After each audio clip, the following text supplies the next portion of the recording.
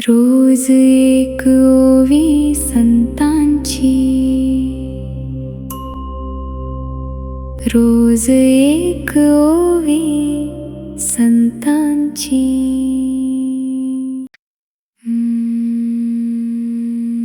थाटी उघडा ज्ञानेश्वरा, चिंता क्रोध मागे सारा. नमस्कार. रोज एक ओवी संतांची या माझ्या मालिकेमध्ये सगळ्यांचं मनपूर्वक स्वागत. संत तत्वज्ञ ज्ञानेश्वर माऊली, संत तत्वज्ञ जगद्गुरू तुकाराम महाराज, संत तत्वज्ञ समर्थ रामदास, संत तत्वज्ञ संत नामदेव या सगळ्यांच्या ओव्यांचा आणि साहित्याचा आपण आढावा घेत आहोत. जसजशा ओव्या मला सापडत जातील, ज्या वर्तमानामध्ये आपल्याला मार्गदर्शन करू शकतात, तसं मी आपल्याशी संवाद साधणार आहे. पण आज अचानक मला आठवण झाली ती संत मुक्ताबाईंची. आणि संत मुक्ताईंच्या ओव्या म्हटल्या क्षणाला मला आठवण झाली की आपले मोठे बंधू संत ज्ञानेश्वर जेव्हा रागावून रुसून जाऊन बसले झोपडीमध्ये, तर त्या झोपडीचा दरवाजा त्यांनी उघडावा अशी विनवणी करणारी ओवी म्हणा, अभंग म्हणा, संत मुक्ताईंचा अत्यंत प्रख्यात आहे.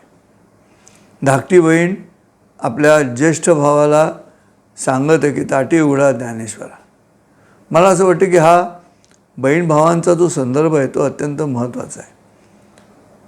पूर्वी या बहीण भावांच्या संपूर्ण नात्यालाच एक अत्यंत पवित्रता होती. हळूहळू जग जसं बदलत जातं तशी पवित्रता कमी होते की काय, सँक्टिटी कमी होत जाते की काय असं वाटायला लागतं. परंतु कित्येक वेळा नात्यांमध्ये थोडी अडचणी येते आणि याचं अतिशय उत्तम उदाहरण आम्हाला बहिणाबाई चौधरींच्या काव्यात आढळतं. बहीण भावांच्या नात्याविषयीच उल्लेख आहे आणि त्या असं म्हणतात की लिंबाच्या लिंबोळ्या झाडाखाली पसरल्या, लिंबाच्या लिंबोळ्या झाडाखाली पसरल्या, भावा लेकी झाल्या, आता बहिणी विसरल्या. जेव्हा भावाला मुलगी होते त्यावेळेला बहिणीकडे दुर्लक्ष होतं, हा मानसशास्त्रीय सिद्धांत बहिणाबाई चौधरींच्या काव्यात आढळला.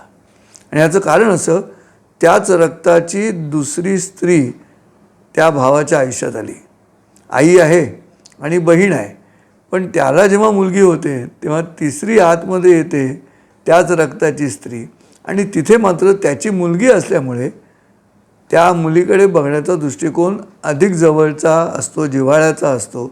आणि त्यापायी भावा लेकी झाल्या, आता बहिणी विसरल्या. अतिशय सुंदर मुद्दा बहिणाबाई चौधरींनी मांडला. संत मुक्ताईंच्या ह्या अभंगामध्ये ताटी उघडा ज्ञानेश्वरा आणि चिंता क्रोध मागे सारा. आता विचार करा, अध्यात्मामध्ये सगळ्यात महत्त्वाचा मुद्दा असा असतो की सांगणाऱ्याचं वय काय ते पाहिलं जात नाही. सांगणारा काय सांगतोय, त्या सांगितलेल्या सिद्धांताचं वय काय आहे त्याच्यावरती सगळं अवलंबून असतं.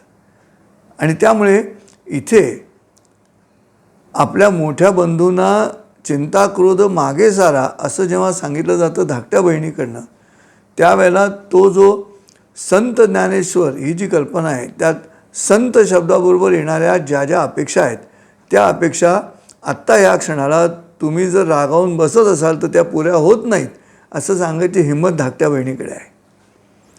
संत ज्ञानेश्वर सारे लोक जेव्हा तुमच्याकडे या सात्विक नजरेनं बघता, तुम्ही सात्विक आहात म्हणून, तर सत्वरज तमपैकी क्रोध जो आहे तो तमाचा परिणाम आहे. आणि मग तमोगुणाचा परिणाम जो आहे तो जर असेल तर संत असू शकत नाही, कारण संत हा सात्विकतेचं द्योतक आहे. आणि म्हणून श्रोतेहो, संत मुक्ताई जेव्हा अशी सूचना करते, सल्ला देते, संत मुक्ताई जेव्हा ह्या पद्धतीनं आपल्या मोठ्या बंधूंना सल्ला देते, त्यावेळेला धाकट्या बहिणीनं मोठ्या भावाला सल्ला दिला अशी कल्पना न करता एकाच पातळीवर ज्ञानाच्या दृष्टिकोनातून एकाच स्तरावरती असलेल्या दोन व्यक्तिमत्वांमधला हा संवाद आहे. या भावंडांची नावं पण तशीच आहेत ना.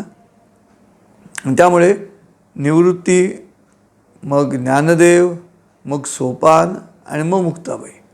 म्हणजे पहिलं काय आहे, तर ही नावं कशी ठरवली असतील त्यावेळेला ह्याचं पण आश्चर्य वाटतं की तुम्ही भौतिक जगातून रिटायर्ड झाल्याशिवाय, म्हणजे मानसिकदृष्ट्या रिटायर झाल्याशिवाय, म्हणजे निवृत्ती घेतल्याशिवाय तुम्हाला ज्ञान प्राप्त होत नाही. ज्ञान प्राप्त होण्यासाठी ऐका यशश्री औदार्य, काय म्हणतात माऊली, ऐका यशश्री औदार्य ज्ञान वैराग्य ऐश्वर्य सहाही गुणवर्य वसती जेथ तेथ मानिजे भगवंत. म्हणजे काय झालं, तर ज्ञान वैराग्य आणि ऐश्वर्य, त्या ज्ञानानंतर वैराग्य म्हणजे निवृत्ती, निवृत्तीनंतर ज्ञान आहे. मग ज्ञानदेवानंतर सोपान म्हणजे मार्ग मोकळा होतो. कुठे जायचा मार्ग मोकळा होतो, तो मुक्तेकडे म्हणजेच मुक्तीकडे, मोक्षाकडे जायचा मार्ग मोकळा होतो. आणि ह्या 4 क्रमानं जात असताना मोक्षाकडे जाणारा जो मार्ग आहे, त्या मार्गानंतरचा जो मोक्ष आहे, जी मुक्ती आहे, ती मुक्ती ज्ञानेश्वरांना सांगत आहे की चिंता क्रोध मागे सारा ताटी उघडा ज्ञानेश्वरा. हे पुन्हा रूपक आहे. ताटी उघडा ज्ञानेश्वरामध्ये तुमच्या ज्ञानाचा दरवाजा जो आहे तो तुम्ही उघडा आणि त्यातून आत बघा काय आहे ते. तुम्ही जे आत्ता करताय ते ज्ञानाचे दरवाजे बंद करून घेतलेत. रूपकामध्ये जरी झोपडी असली, झोपडीचा दरवाजा असला, तरी मूलतः त्याच्या पाठीमागे, त्याला इंग्रजीमध्ये आपण रीडिंग बिटवीन द लाईन्स म्हणतो, पहिला असतो तो ध्वन्यार्थ, दुसरा असतो तो शब्दार्थ आणि तिसरा असतो तो गूढार्थ. कारण पहिला शब्दार्थ म्हणजे अगदी साधं उदाहरण देतो रोजच्या जीवनातलं, आला मोठा शहाणा, असं जेव्हा आपण म्हणतो तेव्हा ध्वन्यार्थामध्ये तो शहाणा नाही असं आपण सांगत असतो, त्याला म्हणतात ध्वन्यार्थ. खरंच शहाणा आहे बाळ माझा असं जेव्हा म्हणतो असतो तेव्हा खरंच शब्दार्थ तो शहाणा असतो त्या ठिकाणी. त्यामुळे या 3 प्रकारे जर अभ्यास करायला गेलो आपण, तर ताटी उघडा ज्ञानेश्वरा या ओळीमध्ये सुद्धा ध्वन्यार्थ काय आहे, दरवाजा उघडा, तो सामान्य अर्थ आहे त्याचा. पण त्याच्यानंतर शब्दार्थ काय आहे, ताटी उघडा, तुम्ही झोपडीचा दरवाजा उघडा आणि बघा. काय बघा, त्याच्यामध्ये पुढचा मुद्दा येतो ध्वन्यार्थाचा, काय आहे, चिंता क्रोध मागे सारा, असं जर सांगत असतील संत मुक्ताई, तर ज्ञानेश्वरांना हा जो सल्ला दिला गेला धाकट्या बहिणीकडनं, तो धाकट्या बहिणीकडनं न जाता मुक्तीनं ज्ञानाला दिलेला सल्ला आहे. आणि मुक्ती जेव्हा ज्ञानाला सल्ला देते त्यावेळेला ती मागे वळून बघते आहे त्या ज्ञानाकडे की ज्ञान काय करतं आहे. मला 2 गोष्टी साधर्म्याच्या वाटतात. एक असं ऐकलं होतं मी की 4 भावंडं आळंदीला इंद्रायणीच्या तीरावरती हिंडत असताना वाळूमध्ये एक सोन्याची अंगठी दिसली आणि ज्ञानदेव महाराज पुढे चालत होते आणि त्यांनी ती खाली पडलेली सोन्याची अंगठी पाहिली. मागणं मुक्ताई येत होती, तर तिला त्या सोन्याच्या अंगठीचा मोह होऊ नये म्हणून अंगठ्याने त्याने ती वाळूत दाबली ज्ञानेश्वर माऊलीने. त्याच्यावरती पुन्हा मुक्ताई असं म्हणाली आपल्या मोठ्या भावाला की दादा अजून माती आणि सोन्यामध्ये फरक करतोयस, असं ती विचारते. असा कथेमध्ये मी ऐकले. मला असं वाटतं की चिंता क्रोध मागे सारामध्ये तुमच्या मनामध्ये निर्माण होणारा जो तमोगुण आहे तो तमोगुण जायला पाहिजे. आणि तो तमोगुण जाण्यासाठी तुम्हाला ज्ञानाचे दरवाजे उघडायला लागतील आणि ज्ञानाचे दरवाजे उघडले की पुढचं काम सोपं जातं. हे नेहमी लक्षात ठेवावं लागेल आपल्याला. ह्याचं कारण असं आहे की शेवटी ज्ञान आणि अज्ञान आपल्या याच्यामध्ये जे 4 प्रकारचे मृत्यू सांगितले, त्याचा पहिला मृत्यू जो आहे तो आहे दैनिक मृत्यू. म्हणजे आपण रात्री झोपतो ते म्हणून त्याला निद्रा म्हणतात आणि कायमचं झोपलं की त्याला चिरनिद्रा म्हणतात, तर निद्रा. मग दुसरा मृत्यू कोणता आहे, तर अवस्थांतर. एक अवस्था मेली माणसाची, बाल्याचं तारुण्य, तारुण्याचं प्रौढत्व, प्रौढत्वाचं वृद्धत्व. तिसरी जी आहे ती अज्ञानाचा मृत्यू सांगितलेला आहे, द डेथ ऑफ इनोसन्स. 5 6 30 असे एकदा माझे पाढे पाठ झाले, 5 6 30, की मी उलटा मागं नाही जाऊ शकत, पुन्हा अज्ञानात नाही शेतात, म्हणून अज्ञानाचा मृत्यू.